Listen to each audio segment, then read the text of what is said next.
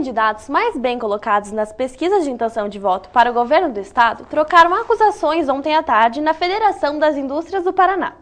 A intenção do evento era debater propostas de infraestrutura. O pedetista Omar Dias lembrou que Richa votou a favor da venda do Banestado. E o tucano Beto Richa respondeu que seu adversário foi favorável à federalização do banco. Richa disse ainda que seu adversário tem sido maldoso ao dizer que ele pretende privatizar estatais paranaenses caso seja eleito. Você já achou que um juiz errou ao tomar uma decisão em um jogo de futebol? Quando é que ele está certo ou errado? O repórter Pedro Kuchminski está no estúdio com o árbitro. Vamos conhecer algumas histórias e segredos. Confira.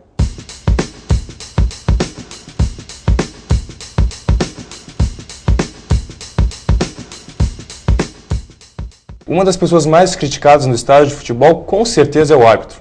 Para falar sobre isso e essa difícil profissão, estamos aqui com o árbitro Florival João Belo Filho. Eu queria que você explicasse um pouquinho para a gente qual é a função do árbitro dentro do campo de futebol.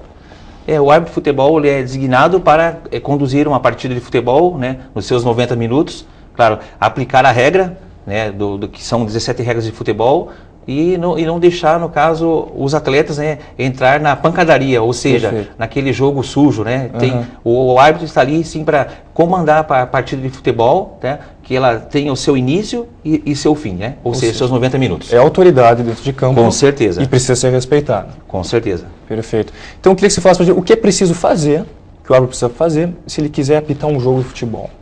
Primeiramente, o árbitro, claro, ele pode trabalhar, ele pode começar pelas ligas de futebol, né, que existe, vamos supor, como nós estamos no Paraná, aqui no Paraná existem várias ligas de futebol, né, e pode procurar, no caso, a direção, que existe uma comissão de arbitragem. A pessoa procura a comissão de arbitragem, faz um curso, né, que tem que ter um curso de arbitragem para poder ser o árbitro ou ser o árbitro assistente, e aí começa uma carreira, né? Isso nas ligas. Para ele ser um profissional, ele tem que procurar a sua federação, né, de origem. Também se faz um curso, né? Esse curso é longo, é a questão de 1 ano a 2 anos, certo? Perfeito. Para se formar um árbitro de futebol. Ok, então. Então vamos dar uma olhadinha em algumas sugestões e críticas. Bom, a minha crítica vai quanto à falta de critério para alguns tipos de imposição da regra, né? Eu acho que muitas vezes os árbitros não têm um parâmetro para seguir para determinar uma situação de jogo, né? Então, é verdade isso? É muito difícil estabelecer um parâmetro, um padrão da arbitragem hoje no Brasil? Olha, isso é verdade mesmo, porque cada cabeça é uma sentença, certo? Cada árbitro tem o seu tipo de ser, o seu tipo de correr, de aplicar os cartões, certo? Então eu penso assim, se todo árbitro ele se dedicar mais à arbitragem, pegar o guia universal do árbitro e estudar a regra de futebol, vai ter com certeza menos erros na arbitragem. Ok. Então vamos dar uma olhadinha agora a uma sugestão do povo. Apitem certo e não olhe a camisa dos times. Camisa pesa nessa hora ou não? Não faz diferença? Olha, eu digo para você que não pesa, mas existe o árbitro, o cacetão, e existe também aquele árbitro meio banana, tá? Que tem árbitro que conforme o jogador dá uma pisadinha mais forte no solo ou no gramado, o cara se assusta. Mas por isso que existe, o árbitro de futebol, ele tem uma carreira, ele começa na categoria de base, vai para os juniores, aí pode até cair numa categoria de amador também, que é uma escola muito boa, para passar para o profissional. Os árbitros, você acredita que eles sentem muitas vezes intimidados pelo, digamos assim, por um time da grandeza do Flamengo ou do Corinthians, que pode, sei lá, acabar conduzindo a arbitragem de maneira de má fé até?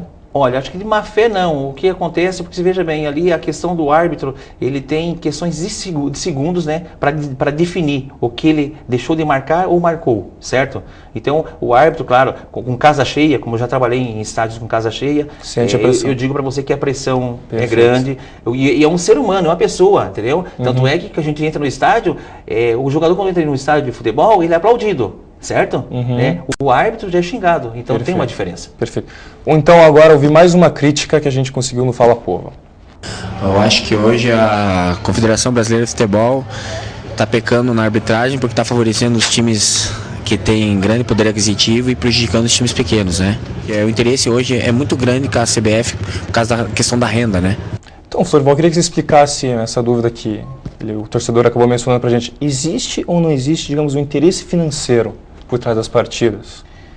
Eu vou responder, eu como árbitro de futebol, né, todo esse tempo que eu trabalhei, para mim, claro, vamos supor, os diretores, os dirigentes vão até o vestiário cumprimentar, desejar você uma boa partida, e existe a pressão psicológica, mas o árbitro que é bom e tem com ele, se não, eu vim aqui para dirigir a partida e ganhe, né, ou vença o melhor, eu acho que isso aí, para mim, não existe, não. Uma dúvida até mesmo que eu tenho, principalmente, e eu acho que o torcedor, por ser passional, não entende, é que o árbitro de futebol ele não consegue estar, digamos assim, sempre perto do lance, né? Sim.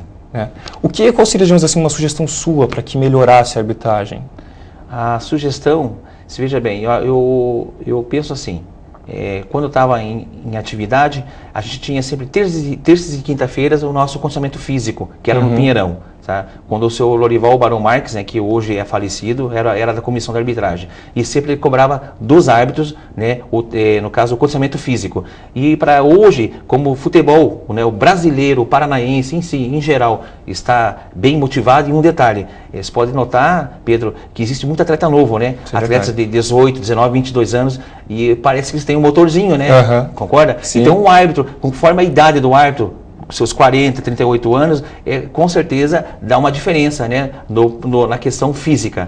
Tá? Mas eu penso assim que se todas as federações aplicarem o teste físico ou ter durante a semana, à noite, um horário para que não venha atrapalhar, né, o trabalho do árbitro, que coloque a ele, né, um condicionamento físico, um teste físico e também preparação física, que isso é muito importante para um árbitro. Perfeito.